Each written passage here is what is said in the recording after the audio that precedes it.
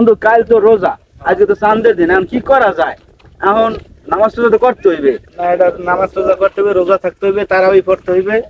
হ্যাঁ, সারা জীবন তো ভন্ডামি করছি, এই এক মাস ভন্ডামি করা লাগবে না। বন্যামি আমি করছি কি? বন্যামি করছিস তুই, এইবারই ছেড়ি ওইবারই মহিলা সব করছিস তুই, জানো তো? সব বাদ দিতে হবে, এই এক মাস রোজা নামাজ আর মসজিদে ভরিয়ে থাকতে হবে। আসসালামু আলাইকুম মামু, ভালো আছেন? ওয়ালাইকুম সালাম, ভালো আছো? আজ তো মামু চাঁদের দিন, আপনি তো রোজা মোজা থাকেন? আরে মেয়া চাঁদ দেখে খুশি হইও না, রোজায় কিন্তু সেরবে।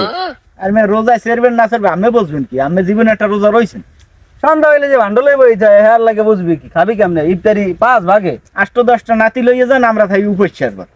না, এবছর তোমরাই খাও বাবা, আমরা যাবো না মসজিদ।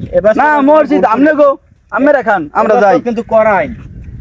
বন্ধু এইবার মসজিদে করা আইন করতে হইবে যে রোজা না থেকে কেউ এবছর ইফতারি করতে আইতে পারবে না। এটা তো করবো, কিন্তু ওই যে চাচাই, হ্যাঁ, চাচারে তুমি ধরবা কামে, হে যে এমন কায়দায় সিনসিনারি করে লাগছে 7 দিন ধরে রোজা রয়েছে। হ্যাঁ দাঁত মাত হুগাইয়া হ্যাঁ কইলে কইলে হুগাই হে ডাইরেক্ট করে চোখ মুখ যায় খারাই। হ্যাঁ, খারাই যান, এইটা আমাকে উদ্ঘাটন করতে হবে, রোজা কি থাহে না না থাহে। তাহলে এই যে- আমাকে ওই ভোর রাইতের কালে আর ঘরের দ্বার যে কান পাততে হইবে। আচ্ছা ওইটাই করতে হইবে। হ্যাঁ।